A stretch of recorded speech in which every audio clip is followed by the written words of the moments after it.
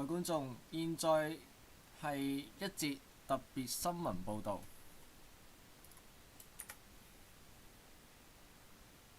一個係啱啱呢，我哋收到一節突發消息嚟嘅。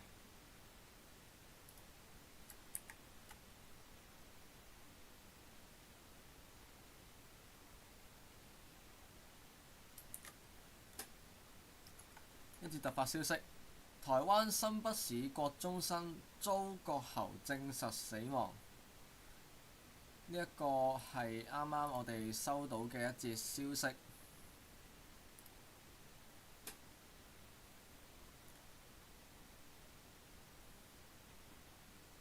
以下引用自由時報嘅一節報導。新北市有一個國中姓楊嘅一個男學生，25日中午係遭同校姓郭嘅同學係持彈簧刀係刺咗好多刀，就當下係傷重送醫，急救至今係仍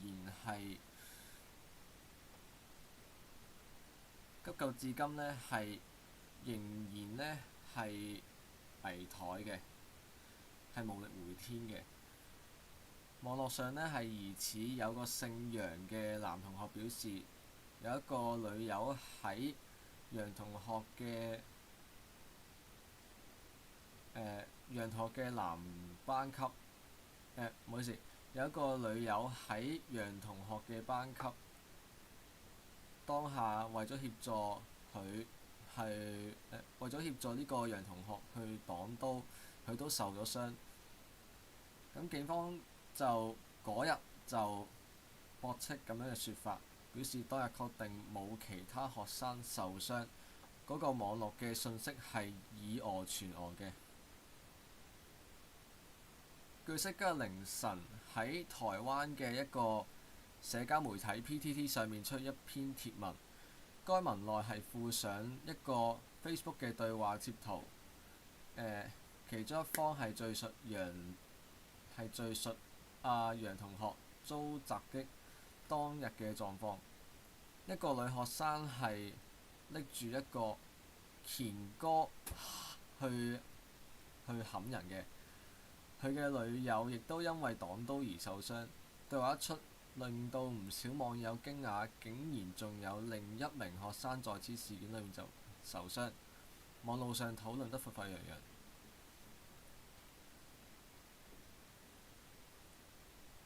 咁記者今日係向警方重複確認，據了解，當日係唔好意思，呢個自由時報嗰邊嘅記者今日係向警方重複確認，據了解，嗰陣係中午食飯時間，有唔少學生食飽之後就唔喺教室裡面，就唔喺課室裡面，課室裡面剩低嘅人唔多。嗰個郭同學去到課室行兇裏面係確實有一個男同學幫手拉開郭同學嘅。咁個女同學就向一啲師長求援，但係除咗楊同學之外，冇人再有受傷情形。嗰個網絡貼文係實為誤傳嘅。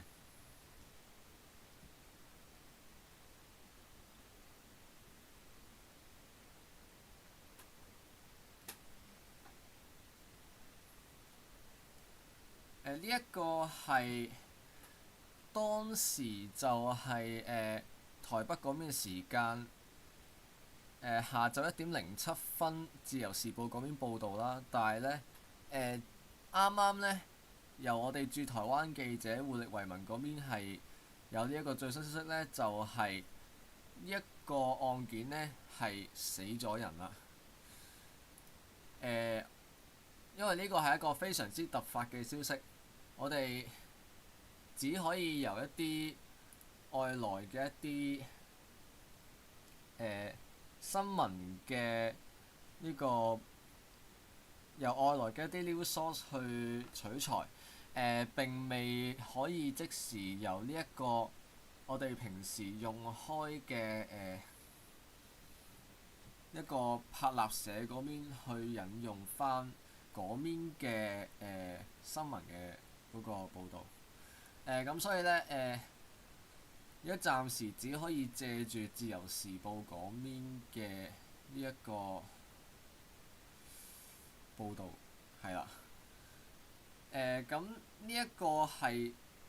就係呢個最新消息啦。咁呢一個案件嘅情形呢，係會隨住時間去係會隨住時間去繼續演變落去嘅。咁所以我哋喺收到最新消息嘅時候，係會盡快係報導俾大家知道。呢一節嘅特別新聞報導完畢，多謝各位收睇，再會。